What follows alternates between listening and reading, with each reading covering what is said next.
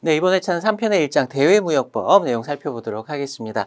자, 그 내용 시작하기 전에요. 제가 여기 칠판에다가 지난 10년간 대외무역법하고 관세법 이 3편의 내용들에서 출제됐던 문항수를 한번 적어봤습니다.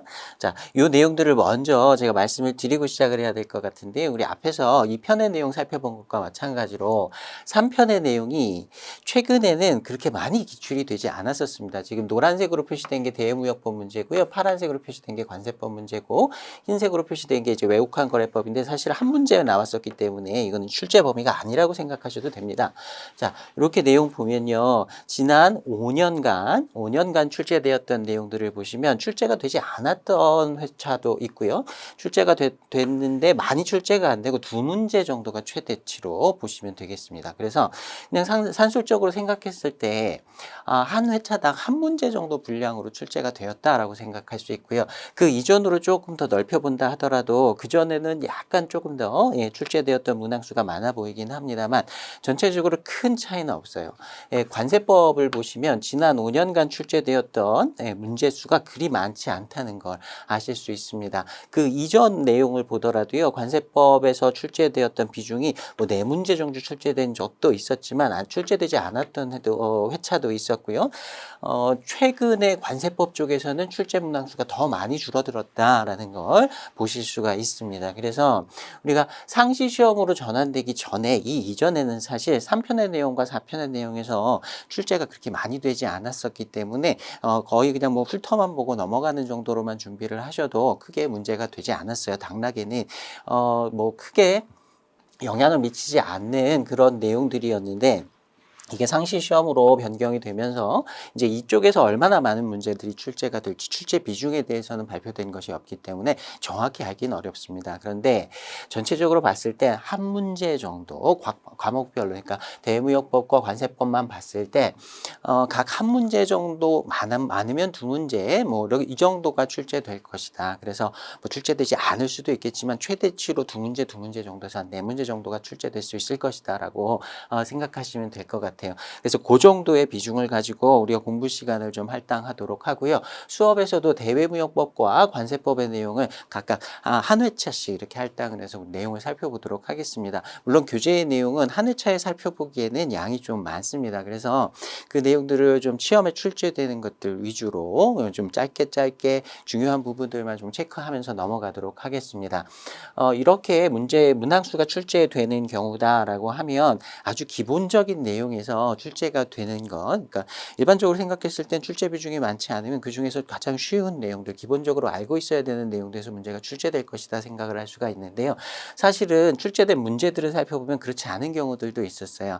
좀 어렵게 출제를 해가지고 좀 틀렸으면 좋겠다라고 출제하는 그런 문제들도 이 대외무역법과 관세법에서 좀 출제된 적들이 있었기 때문에 우리 살펴보는 내용 중에서는요. 다른 부분은 막 건너뛰었는데 어떤 부분은 뜬금없이 굉장히 깊이 들어가서 본다라고 생각 드시는 부분들이 있을 거예요. 그런 것들이 이런 문제가 출제될 때 난이도가 평준화해서 이렇게 출제된 것이 아니라 어떤 건 쉬운 문제, 어떤 건 조금 굉장히 지엽적인 부분에서 세부적인 내용에서 출제된 것들이 있기 때문에 그런 편차가 생긴다라고 보시면 되겠습니다. 그리고요, 참고로 2010년 이전, 그러니까 90회 이전의 문제들은 안 살펴보셔도 괜찮습니다. 문제 난이도가 굉장히 많이 달라요. 그 이전에 출제됐던 문제들은요, 난이도가 굉장히 낮습니다. 그래서 그런 내용들은 굳이 안 살펴보셔도 될 것 같고요. 이런 10년치 정도 혹시 나중에 이걸 다 보기도 여러분이 이제 기출문제를 보실 때도 10년치를 다 살펴보고 가는 게 조금 무리가 될 수도 있겠지만 전체적으로 우리가 공부할 내용들은 이 정도 분량이 된다라고 보시면 되고요. 제가 뒷부분에 서머리에서 다시 한번 이 내용들 정리해서 출제되었던 내용들을 다시 한번 좀 짚어드릴 테니까 수업 잘 따라오시면 이 내용들 시험에서 출제가 된다, 대외무역법 관세법에서 출제되는 내용들 그렇게 당황하지 않고 대처하실 수 있을 것이라고 생각합니다. 자, 여기까지 대체적인 설명 좀 마치고요. 세부 내용 좀 살펴보도록 하겠습니다. 자, 일단 1장의 대외무역법 중에서요. 1절에 무역규범의 개요 이렇게 되어 있고, 대목차 1번 보시면 우리나라 무역 관련 법률 체계 이렇게 나와 있습니다. 내용 보시면요. 그 중에 2번 목차부터 보겠습니다. 우리나라의 무역관리 법규 해가지고요. 양가로 2번 내용 보시면 우리나라는 무역관리를 위해서 뭐 3대 법규다 이렇게 얘기를 하기도 합니다.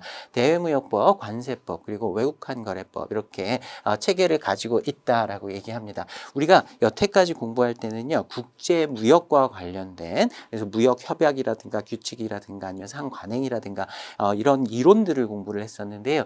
이 3편에서 우리가 볼 내용들은 대외무역법과 그리고 관세법, 그리고 이런 내용들은 우리나라의 내국법입니다. 강행 규정이에요. 반드시 지켜야 하는 우리나라 지금 현행 법률이라고 생각하시면 됩니다.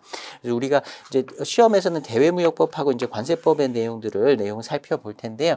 여기 이제 외국환거래법까지 해가지고 이렇게 세 가지의 법률을 우리나라에서 얘기하는 국내 법 중에서 무역에 관련된 3대 법규다 이렇게 얘기를 합니다. 전체적인 어떤 개념을 잡으실 때는요, 무역과 관련되어서 전체적인 큰 틀을 규율하고 있는 것, 가장 상위의 법이 대외무역법이다라고 보시면 됩니다. 그래서 무역의 기본법이다 이런 표현을 쓰기도 합니다. 이 대외무역법의 테두리 안에서 우리나라의 수출과 수입과 관련된 무역과 관련된 일들을 다 규율을 하고 있다라고 보시면 됩니다. 그래서 대외무역법의 내용들을 살펴보면요, 조금 세부적인 규정들도 들어가 있지만 좀 큰 틀에서 굵직굵직하게 이렇게 정리하는 그런 규정들을 많이 보실 수가 있을 거예요.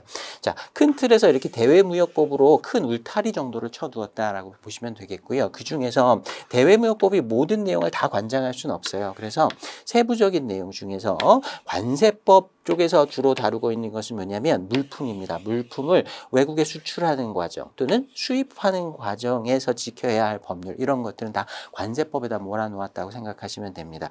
그래서 대외무역법의 규정도 물론 지켜야 하고요. 물품을 수출입할 때는 관세법의 규정에 따라 수출 그다음에 수입과 관련된 신고를 하고요. 특히 수입 시에는 물품에 관련된 관세를 납부한다거나 이런 것들 관세법에 따라서 이루어지게 됩니다.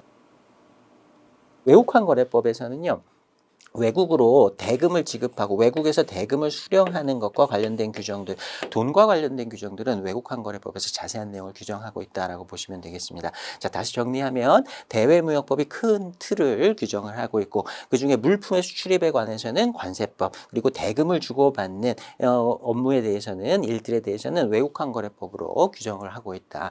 대부분 다 규제라고 생각하셔도 됩니다. 우리나라의 수출입을 규율하는 법들이다라고 보시면 되겠습니다. 자, 이 정도 흐름으로 대외무역법이 어떤 역할을 하는지, 관세법이 어떤 역할을 하는지 일단 정리하고 시작하도록 하겠습니다. 자, 2번 목차의 그 밑에 박스 보시면요, 대외무역법, 관세법, 외국환거래법 해가지고요, 제가 말로 설명드렸던 내용들이 의의에 써 있습니다. 텍스트로 다시 한번 확인해 보시기 바랍니다. 자, 목적도 나와 있고요. 뭐 관리 주체 이렇게 나와 있는데요. 관리 주체에 잠깐만 설명을 드리면요. 대부분의 경우 대외무역법은 산업통상자원부에서 관장을 하고 있습니다. 그래서 주무부처는 산업통상자원부가 되고요. 산통부 장관이 이 대외무역법과 관련된 가장 어떤 업무들을 처리하는 직접적인 기관이라고 보시면 되겠습니다. 물론 예외도 있어요. 근데 대부분 그렇다는 것이고요. 관세법의 경우에는요, 관세청에서 이런 내용들을 주로 관장을 하고 있습니다. 외국환거래법 같은 경우에는 기획재정부에서 관장을 하고 있고요. 참고로 기획재정부가 우리나라의 뭐 예산을 집행하고 그다음에 뭐 세금을 걷어들이고 이런 일들을 하고 있는 정부 기관인데요. 크게 기획재정부 하나에는 관세청하고요. 그다음에 국세청이 있다고 이렇게 크게 나눠 보시면 됩니다. 그래서 내국세를 관장하는 건 국세청에서 담당을 하고 있고요. 우리나라의 수출입과 관련된, 특히 수입 관세와 관련된 내용들은 관세청에다가 이 업무들을 맡겨놓고 이렇게 진행을 하고 있다 보시면 되겠습니다. 자, 그다음에 이제 2절로 넘어가겠습니다. 대외무역법 총칙해가지고요. 기본적인 대외무역법 관련된 내용들 좀 살펴보도록 하겠습니다. 자, 1번 목차 보시면 대외무역법의 제정 목적 나와 있는데요. 한두 번 정도만 읽고 넘어가시면 될 것 같아요. 자, 그 다음에 2번 목차 보시면 대외무역법에서 용어의 정의해 놓은 것들이 있습니다. 이거 말고도 몇 가지들이 더 있긴 합니다만 실제로 이제 법을 살펴보시면 내용이 더 많긴 한데요. 수업용 목적으로 좀 우리 시간을 압축해서 사용하고 있기 때문에 이 정도 내용만 좀 살펴보셔도 우리 시험과 관련해서는 커버가 가능합니다. 자, 일단 대외무역법에서 무역이라고 하는 것에 대한 정의를 이렇게 하고 있어요. 물품 등의 수출과 수입을 무역이라고 정의를 하고 있습니다. 자, 근데 대외무역법에서 물품 등이라고 할 때는요, 그냥 일반적으로 물품과 기타 등등 이런 걸 의미하는 것이 아니고요. 구체적인 내용이 있어요. 물품하고요. 그다음에 용역, 서비스를 얘기하는 거죠. 그다음에 전자적 형태의 무채물, 이렇게 세 가지를 물품 등이라고 얘기를 합니다.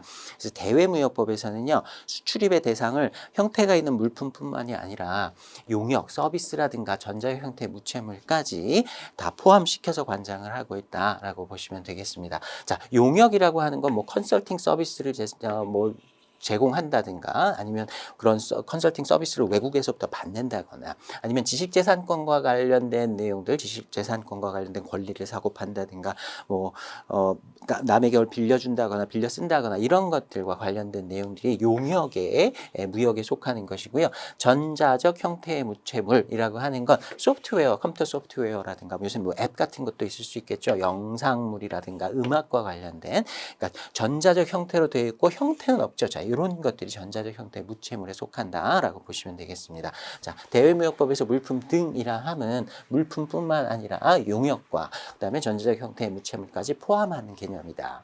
자, 그다음에 물품에서요, 또 이제 세부적인 규정들이 있는데요. 물품이라고 하는 건 다음의 것을 제외한 동산을 말한다. 이렇게 정의를 하고 있어요. 동산이라고 하는 건 그냥 물품이라고 생각하시면 됩니다.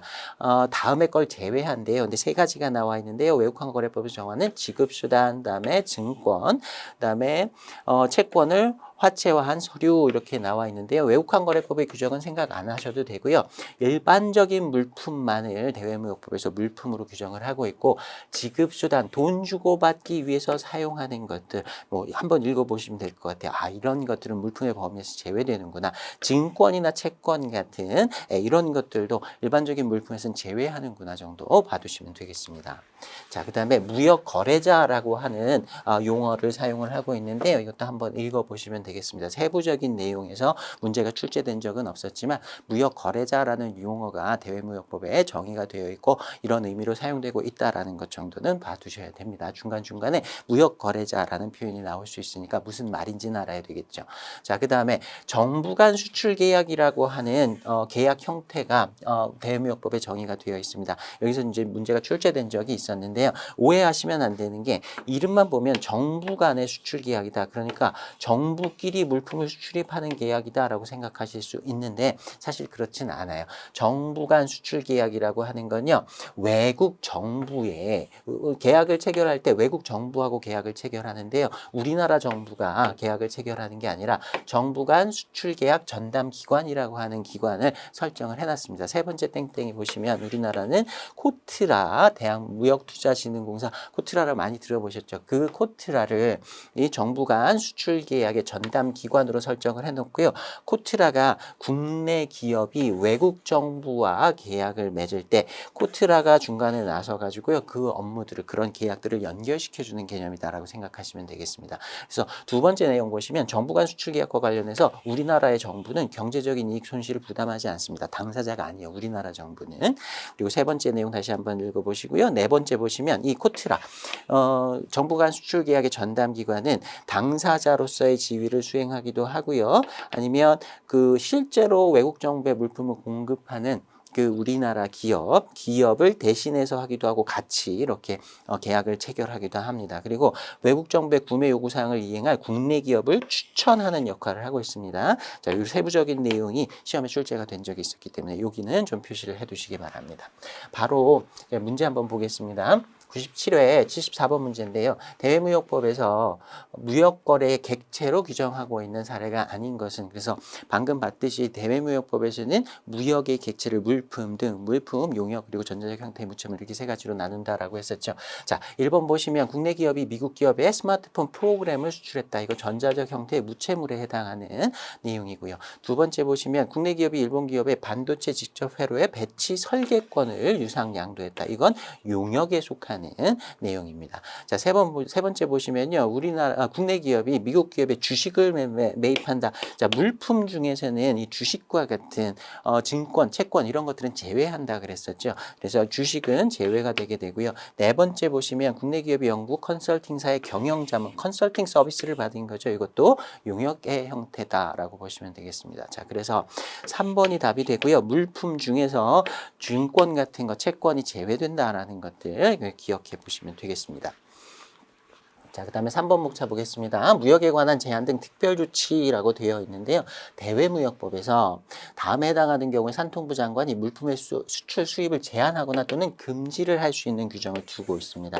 자, 요거는요, 일종의 패닉 버튼이라고 생각하시면 돼요. 이런 상황은 잘 일어나지 않는다라고 보시면 됩니다. 그런데 아주 큰 일이 일어나는 경우에 우리나라하고 외국과의 무역을 금지를 시킨다거나 제한을 할 수 있는 어떤 근거 규정을 대외무역법에 두고 있다라고 보시면 되겠고요. 대표적인 것들 몇 가지만 살펴보겠습니다. 교역 상대국의 전쟁 사변, 천재지변 같은 것들이 발생된 경우, 그다음에 교역 상대국이 뭐 조약이라든가 국제법규에서 정한 우리나라의 권익을 인정하지 않는다던가 이런 내용들 쭉 한번 뭐 국제 평화 안전 유지의 의무를 이행하기 위해서 필요한 경우 우리나라뿐만 아니라 외국과 전 세계적인 어떤 다른 나라들과의 무역 관련된 어떤 흐름이 있다라고 하면 거기에 발맞추기 위한 규정들이다라고 보시면 되겠고요. 뭐 비슷한 내용들이 쭉 나옵니다. 한번 쭉 읽고 넘어가시면 될 것 같아요. 자, 101회 61번 문제 한번 보겠습니다. 우리나라에서 교육 상대국과의 수출입을 제한하거나 금지할 수 있는 경우로 옳지 않은 것은 이건 좀 세부적인 내용에서 출제된 문제라고 보시면 되겠고요. 자, 1번 보시면 지진으로 인해 원자력 사고가 발생해서 교육 상대국에서 우리나라로 수입하는 물품에 영향을 준 경우 지진, 천재지변 같은 것들 그 사유에 나와 있었습니다. 자, 이번에 외환 위기 이런 내용은 없었어요. 자, 3번에 보시면 국제 평화를 위협했다라거나 우리나라를 뭐 부당하게 제한을 가했다라거나 이런 내용들이 우리 앞에서 봤던 박스 안의 내용에 나와 있었습니다. 자, 이 정도 흐름의 틀에서 이 문제 기준으로 한번 살펴보고 넘어가시면 될 것 같아요. 답은 2번이었습니다.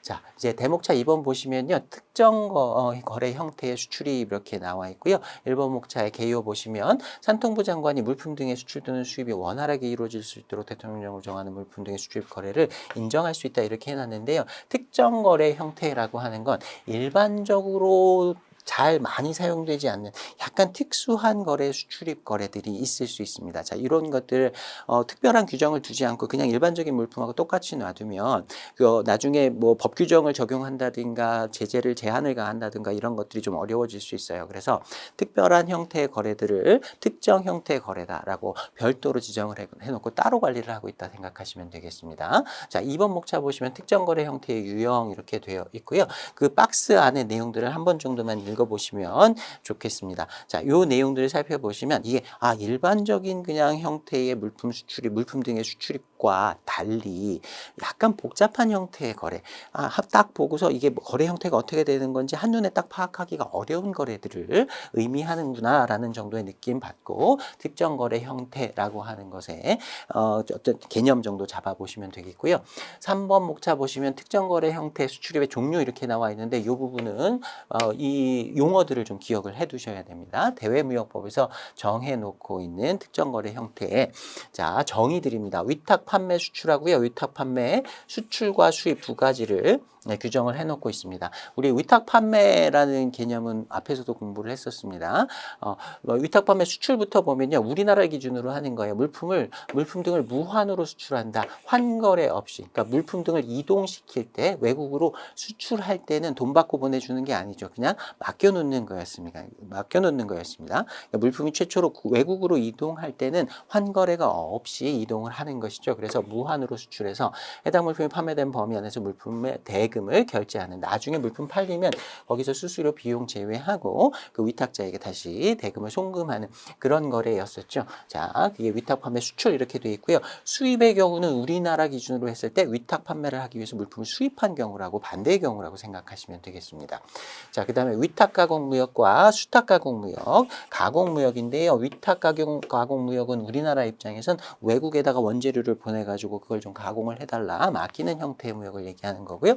수탁 가공 무역은 수탁 맡아둔다는 거죠. 외국에서 원재료 같은 걸 받아가지고요, 우리나라 안에서 제조 가공을 하고 그에 대한 가공임을 받는 이런 거래를 생각하시면 되겠습니다. 자, 위탁 가공 무역부터 볼게요. 가공임. 자, 가공 무역에서 그 대가, 가공 무역에서는 물품을 사고 파는 게 아니라 그랬어요. 그 가공을 해주는 당사자의 생산 능력이라든가 노동력이라든가 생산 시설 같은 것들을 이용하는 비용을 지불하는 것이라 그랬습니다. 그래서 가공임이라는 표현이 나오고요. 외국에서 가공할 원료의 전부 또는 일부를 거래 상대방에게 수출하거나 외국에서 조달해서 이를 가공한 후에 가공 물품 등을 다시 우리나라로 수입하거나 원하는 제3국이 있다면 외국으로 보내게 되는 이런 형태의 수출입을 의미한다. 자, 수탁 가공 무역은 반대로 생각하면 되겠죠. 우리나라 입장에서 가득액이라고 하는 표현이 나오는데요. 수출 가격에서 원자재의 수입 가격을 뺀 가격을 가득액이라고 얘기합니다. 자, 수출 가격 물품을 이제 가공 무역을 위탁을 받아갖고 물품을 만들어갖고 외국으로 보내요. 근데 이게 물품이 $100짜리였어요. 근데 사실은 원자재는 상대방이 무료로 보내준 거죠. 그래서 원자재가 $50였다라고 하면 실제로 우리나라에서 발생한 부가가치는 그 가공무역을 한 당사자가 발생시킨 부가가치는 $50만 되는 거죠. 그래서 실제로 우리나라에서 발생한 그 부가가치의 금액의 크기, 이걸 가득액이라고 표현을 하는 것이고요. 가득액을 영수하기 위해서 원자재 전부 또는 일부를 거래 상대방의 위탁에 의해서 수입한 다음에 이걸 우리나라에서 가공해서요. 그 위탁자 맡긴 사람 또는 그가 지정하는 자에게 가공물을 수출한다. 그래서 위탁 가공, 수탁 가공 거꾸로 생각해 보시면 되고요. 가공임이라는 표현, 가득액이라는 표현들이 이 가공무역과 관련해서 언급이 되고 있다 보시면 되겠습니다. 자, 그 다음에 임대 수출과 임차 수입이 있는데요. 임대는 빌려주는 것이고 임차는 빌려 쓰는 겁니다. 자, 그 방향만 잘 생각하시면 되고요. 한 번 정도 읽고 넘어가시면 되겠습니다. 자, 그 다음에 연계무역이라고 하는 것도 우리 앞에서 공부를 했었죠. 그래서 수출 수입이 연계되어 이루어지는 수출입이다 이렇게 정의를 하고 있는데 그 형태는 물물교환, 구상무역, 대응구매, 제품 환매 등 이런 것들을 예시로 들고 있습니다. 우리가 일반적으로 알고 있는 그 연계무역을 생각해 보시면 되고요. 그 방법들, 연계무역의 종류들이 이렇게 예시가 나와 있는 것이다 보시면 되겠습니다. 자, 그 다음에 중개무역 나옵니다. 중개무역은 우리 앞에서도 많이 봤었던 거죠. 자, 수출할 것을 목적으로 물품 등을 수입한 다음에 보세구역 및 보세구역 외 장치 허가를 받은 장소 또는 자유무역 지역 여기까지 일단 꺽쇠로 이렇게 한번 구분을 해보겠습니다. 그 이외에 국내에 반입하지 않고라는 부분이 중요한 거죠. 자, 우리가 앞에서 일반적으로 중개무역이라고 얘기했었던 그 내용하고요. 대외무역법에서 규정하고 있는 중개무역하고 살짝 다를 수는 있는데 전체적인 틀에서는 크게 다르지 않습니다. 자, 우리나라에서 중개무역을 한다라고 하고요. 예를 들어서 중국에서 물품을 구매해가지고 미국에다 판다라고 생각을 해볼게요. 자, 중개무역이라고 하는 건 결국에는 매매 계약을 2개를 체결하는 거죠.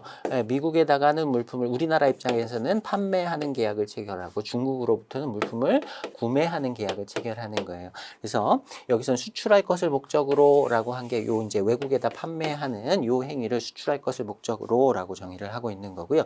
물품 등을 수입했다라고 하는 게 이게 외국에서 물품을 샀다라는 의미가 되는 겁니다. 중국에서 물품을 사가지고요. 이걸 우리나라로 갖고 와서 우리나라에서 수입 통관을 한 다음에 우리나라 안에 가지고 있다 다시 수출을 하는 거래가 아닌 거예요. 우리나라에 수입되지 않습니다. 이 물품은 중국에서 미국으로 바로 물품이 실려서 가거나 이것도 가능해요. 또는 우리나라로 오긴 오는데 이게 우리나라의 보세구역. 나중에 관세법에서 공부를 할 텐데요. 보세구역은 수입 수출할 물품들, 특히 수입할 물품들을 수입 신고를 하기 위해서 어떤 시간들이 필요할 텐데 그 시간 동안 잠깐 보관해 두는 장소를 얘기합니다. 이 보세구역이라고 하는 건 우리나라 세관 관할 구역이라고 생각하지 않아요. 일단 보세구역에 물품을 놔뒀다가 거기서 수입 신고가 수리가 되면 그때 이제 우리나라 안으로 가지고 들어오는 거거든요. 그래서 보세구역 안에만 물품이 있었다라고 하면 우리나라로 수입된 게 아닙니다. 수입 준비를 하고 있었던 상황에서 우리나라로 수입하지 않고 외국으로 다시 돌려보내는 경우도 있을 수 있습니다. 이걸 나중에 저희 관세법에서 공부할 텐데 반송이라고 합니다. 바로 그냥 돌려보내기만 하는 거예요. 그 다음에 보세구역의 장치 허가를 받은 장소도 보세구역하고 동일한 장소로 보시면 됩니다. 원래는 보세구역이 아닌데 임시로 보세구역으로 허가를 받아서 물품을 보세구역과 동일한 어떤 역할을 하는 그런 장소를 지정해 놓고 거기다 물품을 놔두는 걸 얘기하는 거고요. 자유무역 지역이라고 하는 건 관세법상 외국으로 보는 지역입니다. 우리나라 땅 아니긴 하지만 법률 규정에 관세법을 적용할 때는 우리나라로 보지 않아요. 그러니까 보세구역에만 놔뒀다가 자, 보세구역이나 보세구역의 장치 허가를 받은 장소나 자유무역 지역이나 전부 다 보세구역과 동일한 역할을 한 장소라고 생각하시면 됩니다. 자, 보세구역에만 놔뒀다 물품을 이렇게 다시 제3국으로 최종 수입국으로 이렇게 인도하는 거래를 중개무역이라고 한다. 자, 중국에서 미국으로 바로 보낸 것도 이에 해당하나요? 예, 보세구역 이외에 국내에 반입하지 않고 바로 보냈으니까 이건 괜찮다. 그러니까 결국에는 우리나라의 수입 통관을 하지 않은 물품을 외국에서 사가지고 외국으로 보낸다. 자, 이런 형태의 거래를 중개무역이라고 한다. 정의를 하고 있다. 이렇게 정의를 이해해 보시면 되겠습니다. 자, 그 다음에요. 외국 인도 수출과 외국 인수 수입이라고 하는 개념이 있습니다. 자, 물품을 외국에서 외국으로 이동을 시키는데요. 이게 수출하고 똑같고 수입하고 똑같은 경우가 있을 수 있어요. 자, 예를 들어서 한국에서 우리나라에서 중국에 어떤 공사를 해요. 우리가 공사를 해가지고 여기에 어떤 장비가 필요합니다. 이걸 뭐 일단 그냥 미국이라고 할게요. 미국에 있는 물품을 구매를 하는 겁니다. 이걸 구매를 해서 미국에 있는 당사자에게 대금을 지급하게 되겠죠. 우리나라에서 물품을 구매하는 거예요. 자, 그래서 우리나라에서 외화를 주고 물품을 샀으니까, 그리고 우리나라 회사가 그 물품을 소유권을 자기가 취득을 했으니까 수입하고 경제적인 효과는 똑같아요. 근데 그 물건을 우리나라로 갖고 오는 게 아니라 외국으로 제3국으로 가져갑니다. 그래서 한국에 있는 회사가 중국에 있는 건설 공장 그 어떤 사이트에다가 뭐 기계를 미국에서 사가지고 이렇게 가져가는 거예요. 자, 이걸 외국에서 인수를 했다. 근데 수입 대금은 국내에서 지급됐죠. 이게 수입이다라고 볼 수 있는데 우리나라로 물품이 안 오고요. 외국에서부터 외국으로 물품이 그냥 이동을 하는 겁니다. 자, 이걸 외국 인수 수입이라고 하고요. 거꾸로 수출의 경우도 있을 수 있어요. 우리나라에서 이제 중국에서 공사를 다 완료했어요. 그 장비가 있었는데 그 장비를 미국 회사가 팔으래요. 그래서 팔았습니다. 그래갖고 중국에서 미국으로 장비를 보내주고요. 요번에는 이제 미국 회사가 물품을 구매했고요.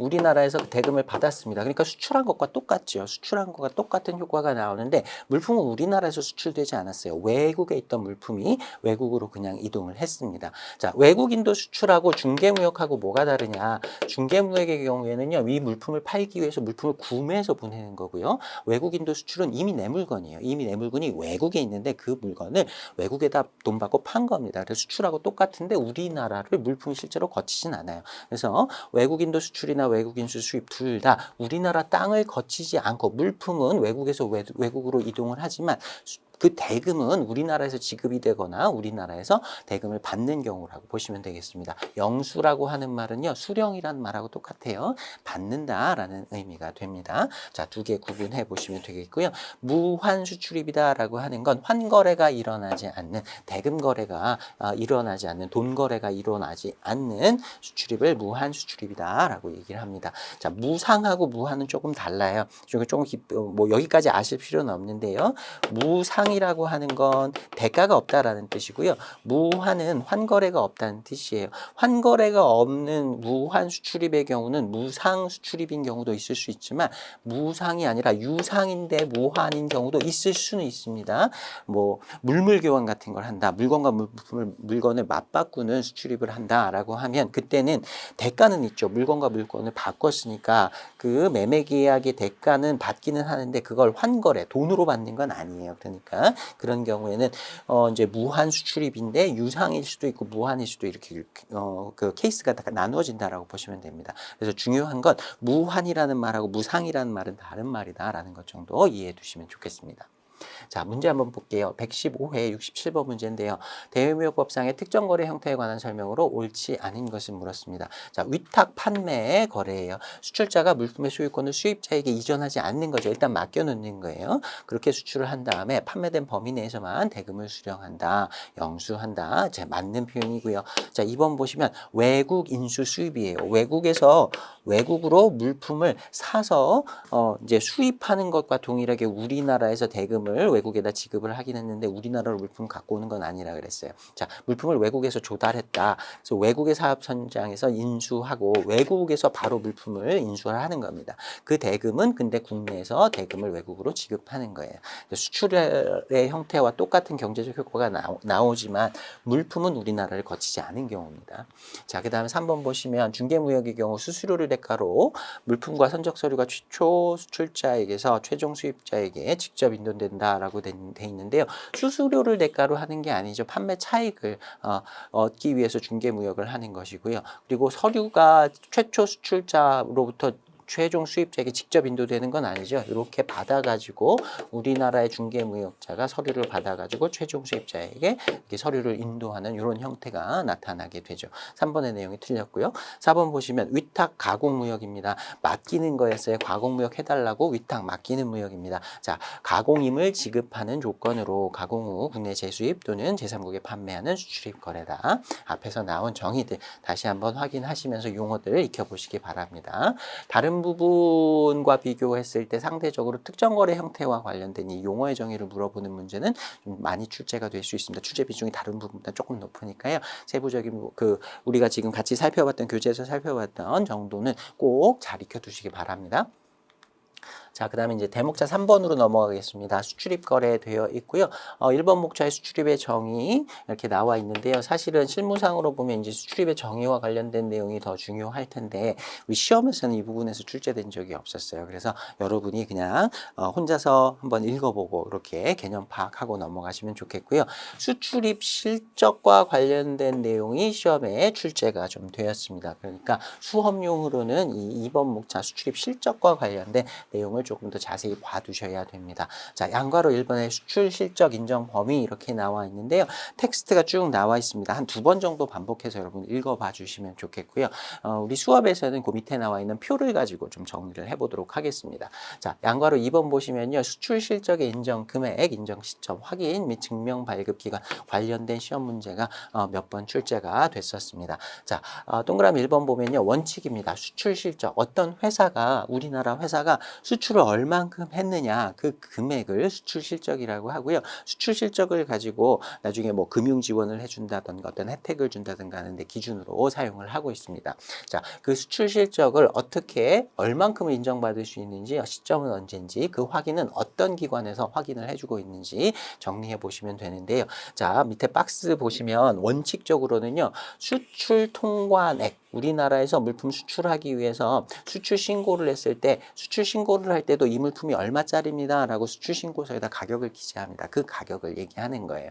그 가격을 FOB로 환산한 가격으로 수출 실적을 인정을 해주고 있습니다. 자, 인정 시점은요. 수출 신고를 했을 때 수출 신고 기준으로 보시면 돼요. 금액도 수출 통관 한 액수 FOB를 기준으로 보고 수출 신고가 수리된 날짜 수출 신고를 하면 세관에서 신고가 잘 되었습니다. 라고 이렇게 받아줍니다. 그런 행위를 수리한다라고 하는데요. 수출 신고를 세관에서 수리해준 날짜를 시점으로 봅니다. 자, 그 다음에 확인하고 증명을 발급해주는 기관은 외국환 은행이에요. 자, 외국환 은행이라고 하는 건 일반적인 그냥 여러분이 알고 계시는 은행 생각하시면 됩니다. 그 은행에서 외국환, 그러니까 뭐 달러라든가 뭐 유로라든가 이런 외국환을 취급을 하는 업무를 하고 있는 은행을 외국환 은행이라고 부르고요. 외국하고 무역을 할 때 주거래 은행 뭐 이런 것들 다 있겠죠. 자기가 거래하는 은행, 그 은행들을 그냥 외국환 은행이라고 부른다. 그래서 앞으로는 외국환 은행이라는 말이 나오면 그냥 일반적인 은행이다 생각하셔도 됩니다. 특별한 은행은 아니에요. 자, 이런 은행에서 그 대금을 은행을 통해서 주로 주고받게 되니까 그 외국환 은행의 장익에서 이런 수출 실적이 있었다. 또 수출 금액이 얼마였다. 이런 것들을 확인받을 수 있도록 하고 있습니다. 자, 그 다음에 이제 우리 시험에는 예외 규정들이 많이 나오겠죠. 자, 예외 관련된 내용 좀 보셔야 되는데요. 처음에 중개무역입니다. 자, 중개무역에서의 인정 금액은요. 중개무역에서 물품을 내가 100달러를 받고 팔았다 하더라도 실제로 100달러를 우리나라에서 다 수출한 게 아니죠. 그걸 만약에 외국에서 80달러를 주고 사왔다라고 하면 20달러만이 우리나라 회사가 얻게 되는 그 차익이 될 겁니다. 80달러는 외국에다 지급을 해줘야 될 테니까요. 그러니까 FOB 가격 수출한 금액 수출 금액의 FOB 가격에서 그 물품을 구매할 때 지급했던 수입 가격, CIF 가격을 공제한 금액, 가드객이라는 표현 앞에서도 한번 봤었죠. 그 가드객을 인정을 해주고 있습니다. 자, 그리고요, 인정 시점은 예외에서도 대부분 보면 입금일하고 외국환 은행의 장이 나와 있는 경우가 대부분입니다. 그러니까 기본적으로는 이 예외에서도 입금일, 그다음에 외국환 은행의 장을 기본적으로 보시고요. 거기서 달라지는 부분들을 좀 표시를 해놓고 기억을 해두시면 좋겠습니다. 이거는 시험 시험에 출제가 되기 때문에 가급적 좀 기억을 해두셨으면 좋겠어요. 한 번에 암기는 안 되더라도 문제 풀면서 요 표에 요 내용이 있었다, 수출 실적과 관련된 내용이 있었다 표시해 두시고요. 그때 와서 보면서 확인하면서 그렇게 암기해 나가시면 좋겠습니다. 자, 그다음에 외국인도 수출 같은 경우에는요, 외국환 은행의 입금액 이렇게 나와 있어요. 주로 예외 쪽에서는 입금액, 입금일, 외국환 은행의 장 이렇게 세트로 되어 있는 경우들이 많습니다. 자, 그다음에 용역을 수출한 경우에요. 용역을 수출한 경우는 용역 수출에 대해서는 한국무역협회 등 다른 기관들이 그 확인 증명 발급 기관으로 지정이 돼 있어요. 외국환 은행 아니고 무역협회 등 이렇게 되어 있습니다. 그래서 그 무역협회장 등이 외국환 은행을 통해서 입금 확인한 금액을 인정 금액으로 보고요. 인정 시점 입금일로 이렇게 되어 있습니다. 자, 그다음에 박람회 등에 출품한 수출 물품의 현지 매각분 이렇게 되어 있는데요. 인정 금액은 역시 입금액, 입금일, 그다음에 외국환 은행의 장 이렇게 되어 있습니다. 자, 이런 상황, 요 상황은 어떤 거냐면요. 박람회에 수출하기 위해서 물품을 우리나라에서 수출했어요. 수출 시에는 박람회에 출품하는 물품이니까 뭐 엑스포 같은데 외국에서 열리는데 물품을 전시하기 위해서 보낸 거예요. 그러니까 수출 시에는 이걸 판매할 목적은 아니었던 거예요. 그래서 수출 신고를 하고 외국으로 나갔는데 외국에서 전시를 하고 있는데 누가 와서 팔을 해요. 그래서 전시 끝나고 나서 거기 전시돼 있던 물품 팔 수도 있잖아요. 그렇게 해서 팔린 경우라고 생각하시면 됩니다. 그래서 현지에서 매각이 됐다라고 하면 그 현지에서 매각됐을 때 대금 지급이 있었겠죠. 우리나라 외국환 은행을 통해서 대금 지급을 받았을 것이고 그 금액을 수출 실적으로 인정해 준다. 이렇게 보시면 되겠습니다. 자, 그다음에 외화 획득용 원료 등의 공급 이렇게 돼 있는데요. 그 위에 우리 교재에 양괄호 1번의 수출 실적 인정 범위 중에 동그라미 3번에 외화 획득용 원료 등의 공급 중 수출에 공해지는 것으로 이렇게 나와 있는 부분이 있습니다. 거기 세 가지 사례가 나와 있는데요. 내국 신용장으로 공급한 경우, 그다음에 구매 확인서, 그다음에 외국 이제 수출용 물품의 포장용으로 골판지 상자를 공급한 경우 이렇게 세 가지가 나옵니다. 자, 요거는요 전부 다 국내 거래라고 생각하시면 돼요. 국내에서 외국으로 수출할 물품을 제조하는데 또는 그걸 포장하는데 필요한 물품을 국내에서 거래한 경우예요. 국내에서 물품을 거래했다 하더라도 이거는 수출될 물품에 대한 거래였으니까 이걸 수출 실적으로도 인정을 또 해줍니다. 자, 그 케이스라고 보시면 되고요. 텍스트는 양괄호 1번에 동그라미 3번에 있는 내용 가지고 확인해 보시면 되겠습니다. 자, 이것도 외국환 은행의 결제액 또는 확인액 이렇게 되어 있고요. 인정 시점은 결제일이라고 되어 있어요. 자, 이거는 외국으로 수출한 게 아니죠. 국내 거래를 했기 때문에 결제일이라고 하는 표현을 쓰고 있습니다.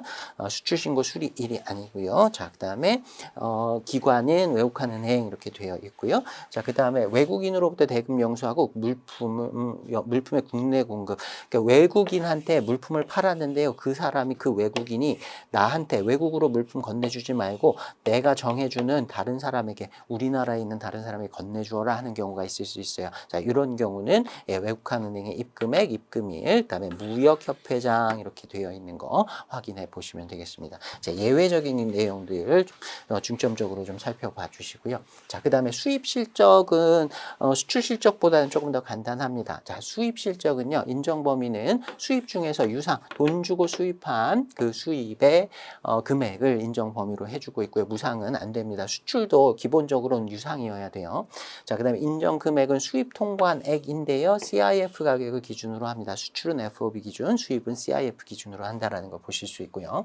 자, 그다음에 인정 시점은 수입 신고 수리일이 됩니다. 그런데 예외 보시면요. 외국인 수수입, 용역, 전자적 형태의 무채물 뭐 이런 것들 나와 있어요. 자, 외국인 수수입이니까요. 외국에서 물품 사가지고 외국으로 보냈어요. 우리나라에서는 수입 신고를 한 적이 없습니다. 그러니까 이거는 수입 신고 수리일이 적용될 수가 없어요. 그다음에 용역이라든가 전자적 형태의 무채물 얘네들은 형태가 없는 거죠.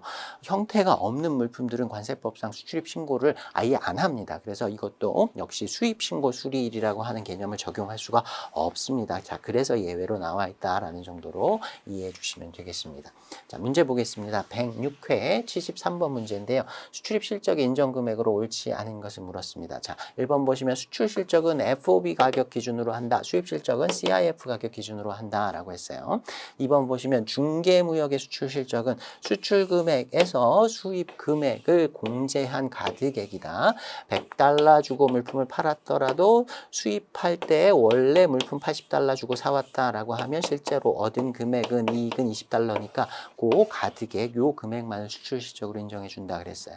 자, 그다음에 3번 보시면 외국 인수 수입의 경우에는 수입 통관액이라고 되어 있는데요. 틀렸죠. 외국에서 인수를 하는 수입인 경우에 수입 통관이라는 걸 하지 않습니다. 그러니까 수입 통관액이라고 되어 있는 부분이 틀렸다. 이거는 외우지 않으셔도요. 외국 인수 수입이라고 하는 형태를 알고 있으면 수입 신고를 하지 않는다라는 거 기억하실 수 있을 겁니다. 그렇게 해서 골라내시면 되겠어요. 자, 그다음에 동그라미 4번에 외국인도 수출의 경우에는 외국한 은행의 입금액 이렇게 나와 있었습니다. 자, 답은 3번이었고요. 다음에 111에 75번 보겠습니다. 수출자 또는 수출 물품 등의 제조업자에 대한 외화 획득용 원료 외화 획득용 원료 또는 물품 등의 공급 중에 수출에 공하여지는 것을 수출 실적의 인정 범위에 해당하지 않는 것은 제가 앞에서도 양괄호 1번에 동그라미 3번 내용 좀 살펴보시라고 말씀드렸던 내용 그거 보시면 됩니다. 내국 신용장, 구매 확인서 그리고 포장용 골판지 상자의 공급 이런 표현들 들어있었고요. 내국 신용장 양도 이런 표현은 들어있지 않습니다. 않았습니다. 내국 신용장이 양도가 되는 건지 양도 가능 신용장 이런 생각 안 하셔도 돼요. 그냥 정의에 이렇게 딱 세 가지만 나와 있었기 때문에 거기에 해당하지 않는 거 골라라 라고 하는 간단한 문제로 접근하시면 됩니다. 자, 답은 2번이었습니다. 자, 그 다음에 대목차 2번으로 넘어갈게요. 수출입 공고와 통합 공고 해가지고요. 3절에 대목차 2번입니다. 나머지 내용들은 좀 건너뛰고요. 자, 수출입 공고하고 통합 공고라고 하는 표현은 좀 기억을 해 두셔야 됩니다. 자, 1번 보시면 1번 목차에 보시면 수출입 승인되어 있고요. 수출입 공고 이렇게 되어 있습니다. 자, 양가로 1번 개요에 동그라미 1번 보시면요. 우리나라의 대외무역법은 수출입 거래를 원칙적으로 자유롭게 하도록 허락을 하고 있어요. 그러니까 대외무역법이나 다른 법령상의 별도의 규정이 없어요. 뭐라는 이에 대해서는 어떻게 규율하겠다, 규제하겠다 이런 내용이 전혀 없다라고 하면 그냥 자유롭게 하면 됩니다. 그런데 예외적으로 관리하는 품목이나 거래 형태들 이런 것들을 규정을 하고 있어요. 이런 것들에 대해서는 미리 승인을 받건가 허가를 받던가 이런 것들을 하도록 하는 규제를 하고 있는 경우들이 있습니다. 자, 이런 걸 네거티브 시스템이라고 해요. 마이너스 시스템이라는 뜻이에요. 그러니까 기본적으로는 다 할 수 있어요. 기본적으로는 다 할 수 있는데 안 되는 것만 이렇게 규정을 해놓은 법 체계를 네거티브 시스템이라고 합니다. 자유를 보장해주기 위한 자유로운 무역을 보장해주기 위해서 네거티브 시스템이 더 좋은 시스템이라고 보시면 돼요. 반대가 되는 거니까 참고만 하시면 됩니다.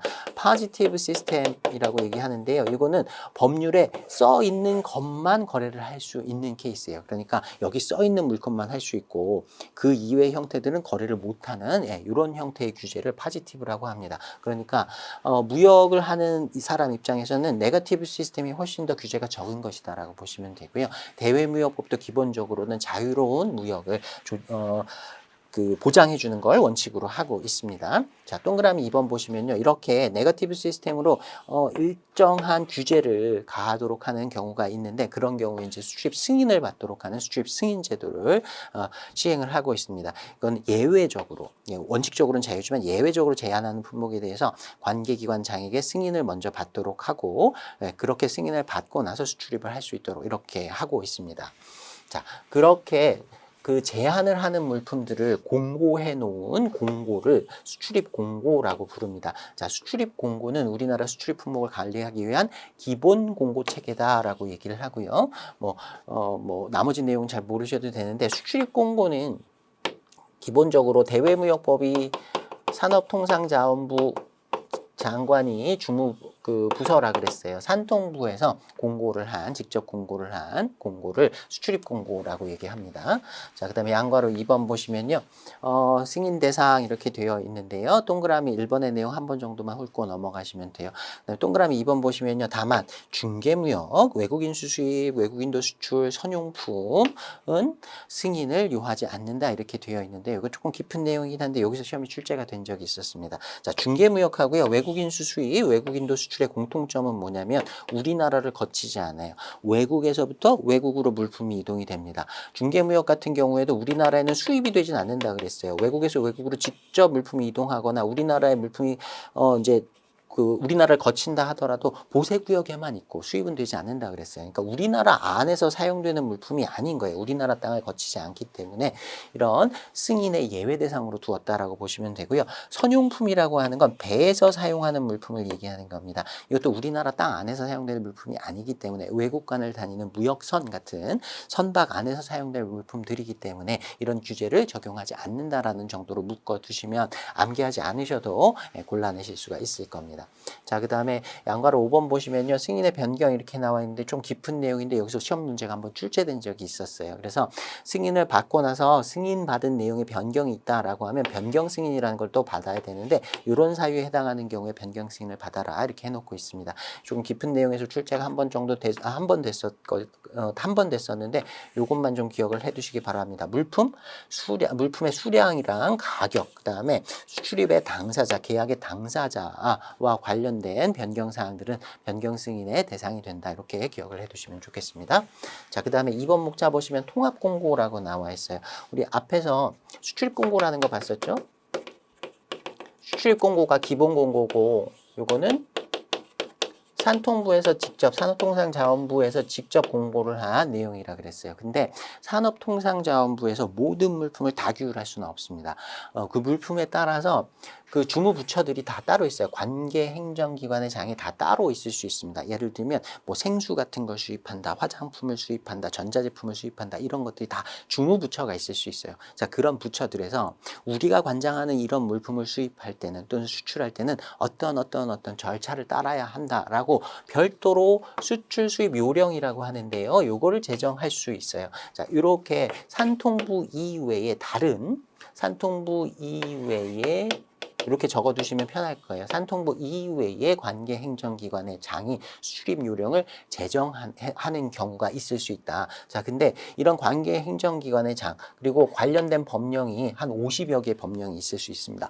우리나라는 뭐 그걸 개별법이라고 얘기하는데 각각의 법령들이 있어요. 그런 법령들에서 수출입 물품의 수출입 요령을 제정해 놓으면 수출입을 하는 사람, 무역 거래자 입장에서는요, 그 법들을 다 알고 있어야 되는 거예요. 수출입을 하기 위해서는 규제가 어떤 것들이 있는지를 알기 위해서는 세부적인 어떤 그 법들을 한 50개가 되는 법들을 계속 공부를 하고 있어야 되는데 그게 현실적으로 어렵습니다. 그래서 관계행정기관의 장이 이렇게 수출입 요령을 제정하면요, 그걸 산통부 장관에게 알려주도록 하고 있어요. 그래서 산통부 장관이 그렇게 각각의 행정기관에서 정한 수출입 요령을요 통합해갖고 다시 알려줍니다. 공고를 다시 해줘요. 이걸 통합공고라고 해요.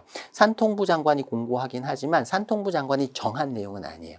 산통부가 아닌 관계행정기관에서 정해가지고 이 내용을 무역거래자들이 알 수 있도록 산통부 장관을 통해서 공고를 하는 내용이라고 보시면 되겠습니다. 양가로 2번의 내용 보시면요. 이거는 관계행정기관의 산통부 이외 그리고 법령 적용되는 법령들도 대외무역법 이외에 다른 법령도 굉장히 많기 때문에요. 품목수가 수출입 공고에 비해서 이쪽이 훨씬 많다라고 보시면 되겠습니다. 자, 이 정도 내용 살펴보시면 좋겠고요.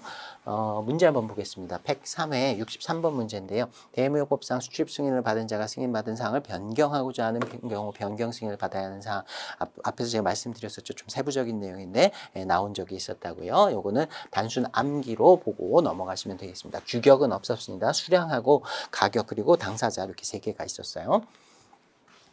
자, 이제 대목자 3번으로 넘어가겠습니다. 외화 획득용 원료 기재의 수입과 구매 등 이렇게 되어 있습니다. 자, 외화 획득용 원료 기재라고 하는 건 우리나라에서 외국으로 물품을 수출해 가지고요.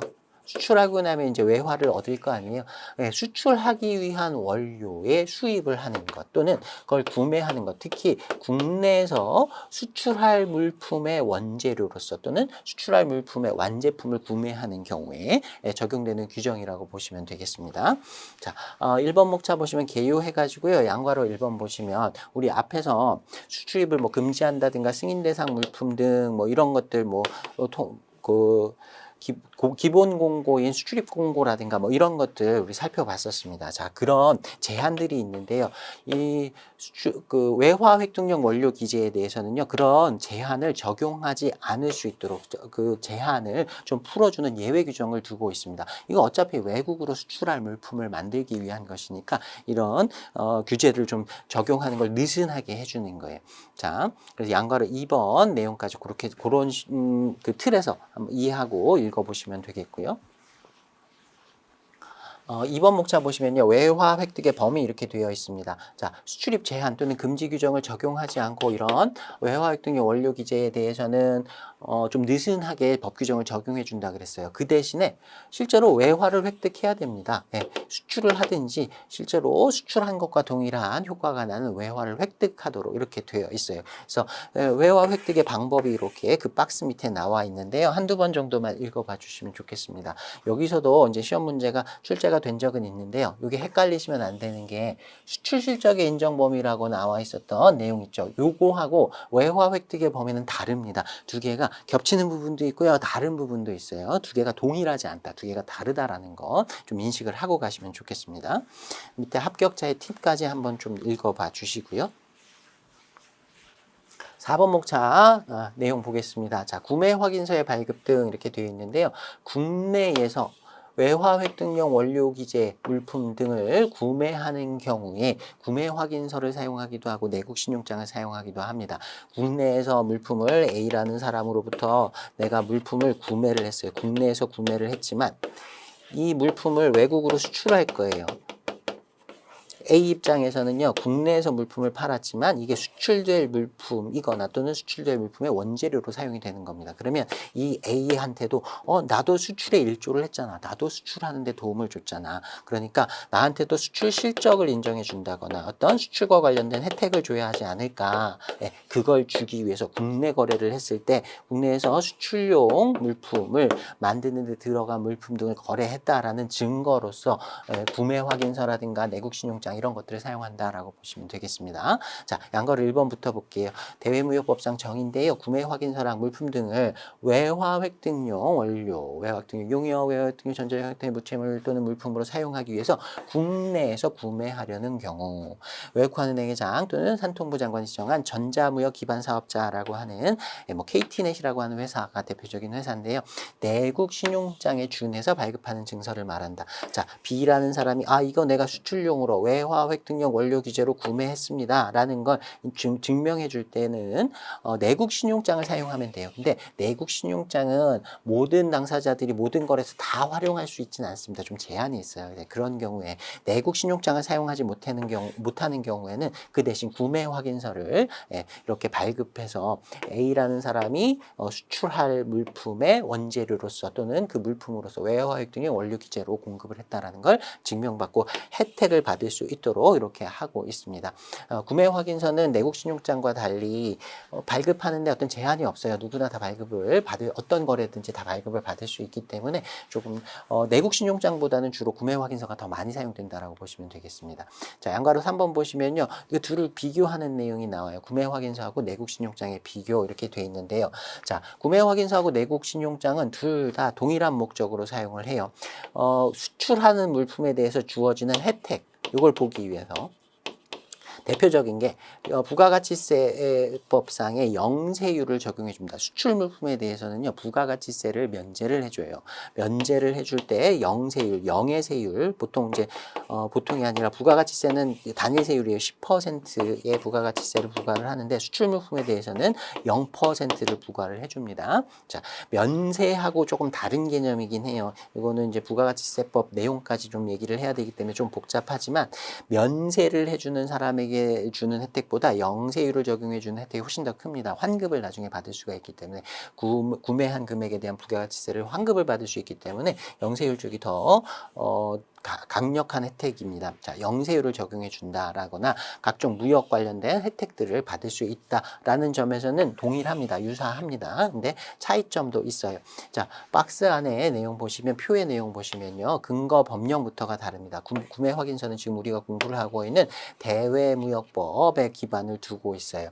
근데 내국신용장은요. 무역금융 관련 규정 이렇게 되어 있는데요. 이거는 한국은행에서 별도의 취급 무역금융을 취급하는 별도의 규정을 따로 두고 있습니다. 한국은행의 규정을 따른다. 그래서 대외무역법상의 규정이 적용되지 않습니다. 자, 그 다음에 개설 조건 보시면요. 내국신용장 같은 경우에는요. 아무나 발급을 못해요. 무역금융융자, 이걸 일종의 혜택이거든요. 그 한도 내에서만 개설이 됩니다. 그래서 외국에서부터 수출용 신용장을 받았다라거나 또는 수출 실적이 있다거나 그 범위 내에서만 발급을 할 수 있어요. 그러니까 모든 거래에 대해서 다 내국신용장을 발급할 수 있는 것은 아니에요. 근데 구매 확인서는 이런 융자 한도하고 관계없이 그냥 발급을 할 수 있기 때문에 수출용, 외화 획득용 원료 기재를 국내에서 거래한다라고 하면 내국신용장 안 된다? 그러면 구매 확인서 발급을 받으면 됩니다. 대부분은 구매 확인서를 많이 사용하고 있다라고 보시면 되고요. 자, 개설 근거 나와 있는데요. 필요한 서류들이에요. 참고만 하고 넘어가시면 됩니다. 자, 그다음에 발행 차수에서도요.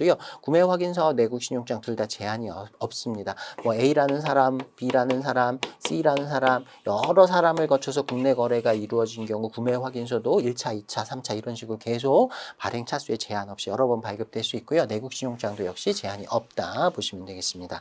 자, 그다음에 지급 보증에서 이제 좀 차이가 있죠. 이건 내국 신용장은 어쨌든 신용장이니까요. 우리나라에서 누군가 개설을 해줬을 거고요. 개설 은행에 지급 보증이 있습니다. 일반적인 신용장과 동일하게 내국 신용장도 지급 보증은 붙어 있다. 이렇게 해서 근데 구매 확인서는 그런 물품을 구매했다.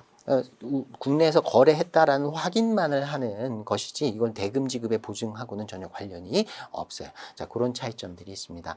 자, 문제 한번 보겠습니다. 115회 65번 문제인데요. 내국 신용장이나 구매 확인서에 대한 설명으로 옳지 않은 것을 물었습니다. 자, 1번 보시면 수출 신용장은 마스터 LC, 내국 신용장은 로컬 LC라고 한다. 이건 대외무역법 내용은 아닌데 우리가 일반적으로 앞에서 결제 쪽에서 공부했던 신용장의 종류 내용 가지고 접근해 보시면 될 거고요. 자, 2번 보시면 원신용장이 양도신용장인 경우에 하나요. 내국신용장 발급이 가능하다. 내국신용장 발급을 받을 때는 수출신용장이 있거나 아니면 이제 수출 실적이 있어야 됩니다. 근데 양도가능 신용장이어야 할 필요는 없어요. 양도가능 신용장을 개설받았다라고 하면 내국신용장 개설하지 않고 신용장을 양도하면 되겠죠. 예, 이거는 그냥 말을 만들어서 오답을 만들어낸 케이스라고 보시면 되고요. 양도가능 신용장이어야 내국신용장을 개설할 수 있다라는 규정은 없습니다. 일반적인 신용장이라 그 한도의 범위 내에서 내국신용장 발급을 가능해요. 자, 3번 보시면 내국신용장으로 국내에서 물품을 공급받은 경우 부가가치세 영세율이 적용된다. 구매 확인서나 내국신용장 전부 다 국내 거래의 경우에 영세율 적용이 된다 그랬어요. 4번 보시면 구매 확인서와 달리 내국신용장 개설은행에 지급 확약이 있다라고 했고요. 나머지 내용은 다 앞에서 살펴봤던 표현들입니다. 답은 2번이었고요. 자, 이제 대목차 4번 보겠습니다. 전략물자의 수출입 내용 살펴볼 텐데요. 자, 전략물자라고 하는 게 개념이 있어요. 1번 목차 보시면 전략물자의 고시 및 허가 이렇게 되어 있습니다. 연가를 1번 보시면요. 전략물자의 고시 해놓고 전략물자란 하고 정의가 나와 있어요. 국제 수출 통제 체제의 원칙에 따라 국제 평화 및 안전유지 국가 안보를 위하여 우리나라에서 관리하는 게 아니에요. 이건 우리나라뿐만 아니라 전 세계적으로 협약을 맺어놓고요. 전 세계적으로 세계 평화, 국제 평화라든가 안전유지, 안보 이런 것들을 위해서 관리하는 물자, 전쟁 용도로 사용될 수 있는 물자들을 생각하시면 됩니다. 자, 이런 걸 전략물자라고 우리나라에서 고시를 해놓고요. 우리나라뿐만이 아니라 외국도 다 관리를 하고 있어요. 그걸 수출 허가를 받도록 하고 있습니다. 전략 물자에 해당하는 물품들은요. 수출하기 전에 허가를 받도록 하고 있어요. 그렇게 고시를 지정해서 고시한 물품을 전략 물자라고 합니다. 우리나라의 경우에는 수출하는데 뭔가 허가가 필요한 케이스는 거의 없어요. 수출은 자유롭게 할 수 있는데 수출 중에서 그나마 신경 써야 될 것이 이게 전략 물자에 해당하는지 여부예요. 전략 물자에 해당한다고 하면 수출 허가를 받은 다음에 수출을 하도록 하고 있습니다. 이것도 역시 주무부처는 산통부 장관이에요. 자, 그 다음에 양가로 2번에 전략물자에 허가해 놓고요. 동그라미 1번 보시면 전략물자를 수출하려고 하면 미리 허가를 받아야 됩니다. 자, 허가를 받아야 된다. 자, 그 다음에 동그라미 2번 보시면 상황허가라는 게 있어요. 상황허가는 뭐냐면 이건 전략물자는 아니에요. 전략물자는 아닌데 대량 파괴 무기 등의 제조, 개발, 사용, 보관 등의 용도로 전용될 가능성이 높은 물품. 예, 이 전략 물자는 아니지만 이게 뭐 미사일을 만든다거나 뭐 이런데 사용될 수 있는 물품, 좀 간접적으로 그 전략 물자의 범위에 포함될 수 있는 물품이라고 보시면 되겠습니다. 자, 그 물품 등을 수출하려는 자는 물품 등의 수입자나 최종 사용자가 그 물품 등을 대량 파괴 무기 등의 제조, 개발, 사용 또는 보관 등의 용도로 전용, 이렇게 용도를 바꿔서 사용할 의도가 있음을 알았거나 그 수출이 다음 중 해당되는 의도가 있다고 의심이 되면 산통부 장관이나 관계 행정기관의 장에게 상황 허가를 받아야 합니다. 자, 허가를 받아야 되는 게 전략물자뿐만 아니라 이게 상황 허가의 대상에 해당될 수 있는 물품인가? 라는 걸 판단을 해보고 이것도 이제 허가를 받도록 되어 있어요. 자, 이걸 이제 상황 허가 제도라고 하고요. 그걸 catch all이라고도 부릅니다. 시험에 이 표현이 나온 적이 있으니까 이것까지 좀 익혀두세요. 이거는 이제 다 잡아버리겠다. 그러니까 전략물자에 해당하는 물품은 아니지만 간접적으로 전략물자로 사용될 수 있는 물품을 조금 범위를 넓혀가지고 관리하고 있는 제도, 전 세계적으로 다 운영을 하고 있어요. 이걸 상황허가 제도, catch all 제도라고 합니다. 그 밑에 어떤 상황들이 나와요. 이런 상황을 보니까 이거 좀 이상한데 이 물품을 필요하지도 않은, 또 자기 원래 사용되는 자기 그 회사에서 주로 사용하는 물품도 아닌데 이런 걸 왜 사려고 하지? 좀 이상한 상황이 있으면 상황 허가를 받으라는 겁니다. 그 세부적인 내용까지 다 여러분이 기억하시기는 좀 어렵겠지만 한 번 정도만 보고 전체적인 그 느낌 정도만 좀 받으시면 될 것 같아요.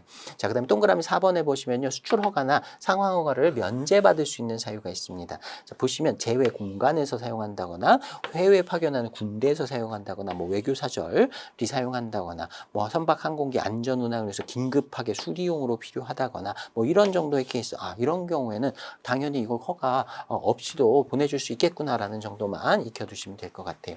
자, 관련해서 문제가 한번 나왔었는데요. 그 상황 허가의 대상 품목들 뭐 이런 것들 다 익혀야 되는 것은 아니었기 때문에 그런 것들 관련해서 문제 좀 살펴보겠습니다. 자, 68번 문제 먼저 보시면요. 전략물자의 국제수출 통제 체제에서 규정하고 있는 컨트롤 리스트 상의 통제 품목 여부와 관계없이.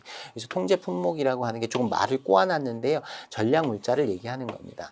이건 모르셔도 돼요. 상관없이 대량 살상 무기 및 이의 운반수단인 미사일 개발에 전용될 수 있는 그러한 용도로 바꿔서 용도를 사용할 수 있는 모든 품목을 통제하는 제도, 우리 방금 봤었죠. 상황 허가 제도, 이걸 catch all 제도라고 부른다. 나머지는 전혀 모르셔도 돼요. 이거는 좀 어렵게 문제를 내려고 관련된 표현들 다 집어넣어 놓은 거니까 우리 여기서 catch all, 이게 상황 허가를 얘기하는 거구나. 대량 살상 무기 뭐 이런 데에 사용되는 저종될 수 있는 물품 얘기하는 거구나. 여기까지만 여러분 캐치해내시면 됩니다.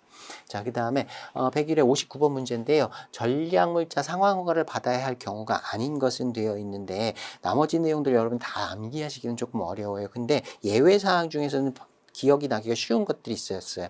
뭐 제외 공간에서 사용될 공용 물품이라거나 우리나라 외국에 파견하는 우리나라 군대가 사용하는 거니까 당연히 그거는 전략물자에 해당이 되겠죠. 자, 그런 것들은 예외로서 허가를 받지 않아도 된다. 예외 사항이 들어 있었습니다. 자, 그 정도 가지고 문제 골라내 보시면 될 것 같습니다. 자, 이제 대목차 5번 보겠습니다. 원산지 제도인데요. 자, 이 부분이 사실은 실무상으로는 가장 중요한 부분이라고 생각돼요. 실무를 하시는 분들 중에서 대외무역법 중에서는 가장 꼼꼼히 좀 살펴보셔야 할 내용이긴 합니다만 여기서도 역시 시간에 압박이 있기 때문에 시험에 나온 것들 위주로만 좀 살펴보도록 하겠습니다. 자, 1번 목차 보시면요. Country of Origin 원산지 표시를 하는 원산지 표시를 하라라고 하는 규정이 대외무역법상에 나와 있고요.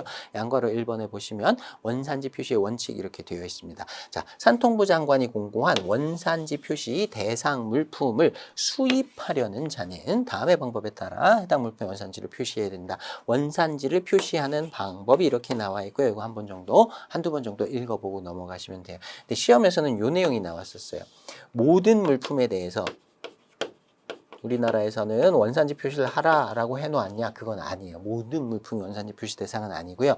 원산지를 표시하여야 하는 물품은 따로 공고를 합니다. 원산지 표시 대상 물품을 따로 공고를 하고 있기 때문에 모든 물품의 원산지를 표시해야 되는 건 아니에요. 그리고 원칙적으로 수입 물품에만 원산지를 표시하도록 되어 있습니다. 수출 물품에는 규정상 강행 규정으로 원산지를 표시해야 한다는 규정은 없어요. 물론 우리나라에서 물품을 수출할 때 상대 국가에서 수입하는 국가에서 원산지 표시를 요구하는 경우에는 상대 국가의 요구에 따라서 원산지를 표시하면 되는데 우리나라 대외무역법에서는 수입 물품에 대해서 수입 물품 표시 원산지를 표시하라고 공고한 물품에 한해서만 원산지를 표시하면 됩니다. 자, 그렇게 원산지 표시 제도를 운영을 하고 있고요. 자, 그다음에 2번 목차 보시면 이제 원산지 판정 이렇게 되어 있습니다. 원산지 표시를 할 때 그 해당 물품의 원산지를 어떻게 결정할 것인가. 양가로 1번 보시면요. 수출입 물품의 원산지 판정되어 있고요. 동그라미 1번 보시면 수입 물품입니다. 수입 물품의 원산지 판정은 다음 중 어느 하나의 기준에 따라야 된다. 사실 세부적으로 들어가면 실무상 조금 더 복잡하긴 한데요. 이런 용어 정도만 좀 기억해 두시기 바랍니다. 자, 수입 물품의 전부가 하나의 국가에서 채취, 생산된 물품인 경우에는 그 국가를 원산지로 한다. 당연히 그렇겠죠. 그 나라에서 원료를 얻어가지고요. 그 나라에서 만들어가지고 그 나라에 수출했어요. 당연히 그 나라 물품이겠죠. 자, 이런 걸 완전 생산 기준이다라고 합니다. 하나의 국가에서 처음부터 끝까지 다 한 거예요. 자, 근데 일반적인 공산품 같은 경우에 이런 경우가 많이 없을 겁니다. 여러 국가에서 원재료를 가지고 와서 그 어떤 하나의 국가에서 제조를 하는 경우들이 많을 테니까 이거는 이제 뭐 농산품이라든가 이런 것들 이외에는 많이 적용되지는 않는다라고 보시면 돼요. 자, 두 번째, 이게 이제 일반적으로 가장 많이 적용될 기준일 텐데요. 수입 물품의 생산, 제조, 가공 과정에 둘 이상의 국가가 관련된 경우의 원산지예요. 그런 경우에는 최종적으로 실질적인 변형을 가해서 그 물품의 본질적인 특성을 부여하는 활동을 한 국가. 그러니까 결정적으로 해당 물품, 우리가 거래하는 물품의 특성을 갖추는 가장 마지막 단계의 공정을 수행한 국가. 그래서 실질적인 변형을 가한 국가를 그 물품의 원산지 국가로 봅니다. 자, 이걸 실질적 변형 기준 이렇게 얘기를 합니다. 자, 그리고 그 밑에 보시면 최신 출제 포인트 해가지고요. 당연한 내용인데요. 수입 물품의 생산, 제조, 가공 과정에 둘 이상의 국가가 관련된 경우 이런 실질적 변형 기준이 적용되는 경우예요. 그런 경우에도 단순한 가공 활동을 한 국가를 원산지로 하지는 않습니다. 외국에서 물품을 수입해가지고요. 이걸 뭐 1000개를 수입해갖고 10개씩 나눠 담았다. 포장을 따로 했다. 그러니까 포장을 우리나라에서 했으니까 이걸 우리나라를 원산지로 한다. 이런 건 인정이 안 된다는 거예요. 뭐 단순하게 뭐 외국에서 물품을 가지고 와가지고 그거를 절단을 했다든가 뭐 단순하게 거기다 뭐 페인트만 칠했다든가 뭐 이런 식의 단순한 가공 활동을 한 국가를 원산지로 인정하지는 않습니다. 자, 그 다음에 양가로 2번 보시면요. 원산지 판정 절차 이렇게 되어 있는데요. 원산지 판정은 원산지 표시 같은 걸 할 때 특히 스스로 하는 게 원칙이에요. 스스로 원산지를 판정해가지고 해당 물품의 원산지가 어딘지를 정하는데요. 모르는 경우가 있을 수 있어요. 사실 규정이 우리는 간단하게 보고 넘어가지만 조금 세부적인 규정들을 보면 좀 복잡한 규정들이 있거든요. 복잡해서 내가 이거 원산지가 어딘지 결정을 못하겠다라고 하면 무역거래자 등이 요청을 할 수 있습니다. 산통부 장관한테요. 나 이거 원산지가 어딘지 모르겠어요. 그러니까 원산지가 어딘지 좀 알려주세요. 판정을 좀 해주세요라고 요청할 수 있는 제도가 있습니다. 이걸 원산지 판정의 요청이라고 불러요. 자, 그 내용 보시면요. 일단 산통부 장관에게 물품의 원산지 판정을 요청을 해야 됩니다. 여기 세부적인 내용은 잘 모르셔도 되고요. 자, 요 과정 중에서 시험에 출제가 된 적이 있었기 때문에 숫자들을 좀 보겠습니다. 자, 판정을 해가지고요. 그런 요구를 받았을 때 판정을 언제까지 해서 주어야 결과를 알려줘야 되냐면 60일 이내에 판정을 해서 알려주도록 되어 있습니다. 숫자 시험에 출제된 적이 있어요. 자, 그 다음에 양가로 3번 보시면 이의제기 내용이 나옵니다. 원산지 판정을 요청을 했는데 나는 이게 예를 들어서 뭐 미국산 일 거라고 생각을 하고 원산지 판정을 신청했는데 이게 미국산이 아닌 걸로 판정이 났어요. 자, 이러면 내가 원했던 결과가 안 나왔잖아요. 그런 경우에 내가 생각했을 때 이런 사정을 봤을 때 이건 미국산이라고 판정이 돼야 될 것 같은데 미국산이라고 판정을 안 해주셨네요. 다시 한번 살펴봐 주세요라고 이의 제기를 할 수 있습니다. 자, 통보를 받았어요. 어떤 원산지 결정에 대한 판정에 대한 통보를 받았는데 그 판정에 불복한다, 마음에 안 든다, 나 이거 받아들일 수 없다라고 하면 통보를 받은 날부터 30일 이내에 다시 이의 제기를 해서 다시 한번 판정해달라고 요청할 수 있습니다. 자, 그런 경우에는 조금 더 시간이 걸려요. 150일 이내에 다시 이의 제기를 받고 그 이후에 결정해서 알려주어야 합니다. 자, 문제 한번 볼게요. 96회 72번 문제인데요. 대외무역법에서 원산지 판정에 대한 설명으로 틀린 것을 물었습니다. 자, 1번 보시면 수입 물품의 전부가 하나의 국가에서 채취되거나 생산된 물품인 경우 그 국가를 그 물품의 원산지로 한다. 완전 생산 기준이다 라고 얘기했었어요. 자, 2번 보시면 수입 물품의 생산, 제조, 가공 과정에서 둘 이상의 국가가 관련된 경우에는 최종적으로 실질적 변형을 가해서 그 물품의 본질적 특성을 부여하는 활동을 한 국가를 그 물품의 원산지로 한다. 실질적 변형 기준이다 라고 한다고 했습니다. 그 다음에 3번 보시면 수입 물품의 생산, 제조, 가공 과정에서 둘 이상의 국가가 관련된 경우 단순한 가공 활동을 하는 국가를 원산지로 하지 않는다. 단순 가공은 그 원산지 결정에 있어서 영향을 미치지 않는다라고 했고요.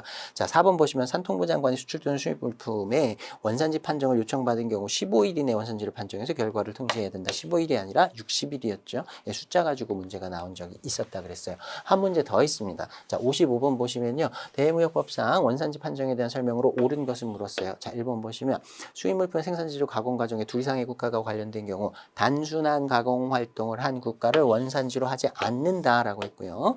자, 2번 보시면 무역거래자가 수입 물품의 원산지 판정을 요청한 경우 산통부 장관은 90일이 아니라 60일 이내였습니다. 원산지를 판정해서 요청한 사람에게 문서로 알려야 된다. 3번 보시면 원산지 판정의 요청에 대해서 그 결과를 통보받은 자가 원산지 판정에 불복하는 경우 통보를 받은 날부터 30일 이내에 이의제기한다라고 했었고요. 4번 보시면 이의제기의 경우 200일이 아니라 150일 이내에 판정을 해서 결과를 알려주도록 되어 있습니다. 자, 이거 숫자를 가지고 쭉 이제 문제를 낸 케이스라고 보시면 되겠습니다. 자, 답은 3번이었고요. 자, 대목차 6번 보겠습니다. 수입 수량 제한 조치라고 되어 있는데요. 1번 목차 보시면 개요 나와 있고요. 산통부 장관은 특정 물품이 수입 증가로 인해 국내 산업의 심각한 피해 등을 구제하기 위해서 필요한 범위 내 물품의 수입 수량을 제한하는 조치를 시행할 수 있다. 자, 요거는요, 일종의 세이프가드 제도라고 얘기를 합니다. 외국에서 어떤 물품이 너무 많이 수입이 돼요. 그래갖고 우리나라에 관련된 물품을 제조하는 회사들이 다 망하게 생겼어요. 자, 이런 경우에 국내 산업을 보호하기 위해서 우리나라로 수입되는 해당 물품의 수량을 일정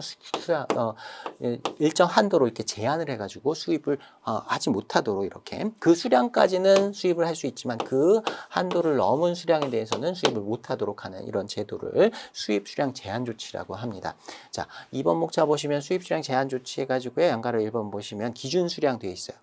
동그라미 1번 보시면요. 산통부 장관이 수입 수량을 제한하려는 경우 그 제한 수량은 최근의 대표적인 3년간의 수입량을 연평균 수입량으로 환산한 수량 이상으로 해야 된다. 자, 어떤 물품이 계속 이만큼 수입이 3년 동안 따져봤더니 이 정도 평균치가 수입이 되고 있었어요. 근데 이 물품이 수입량이 갑자기 늘어나고 우리나라에 이만큼 수입이 된다 하면 제한할 때 여태까지 3년 동안 연평균으로 환산한 수량 이 정도까지는 수입할 수 있도록 해줘야 돼요. 이것까지 다 막을 수는 없고요. 그 이상 물품에 대해서만 수입을 못하도록 막을 수 있다라는 것을 이해하시면 됩니다. 그래서 일단 3년간의 수입량 정도는 수입을 할 수 있도록 해줘야 되고요.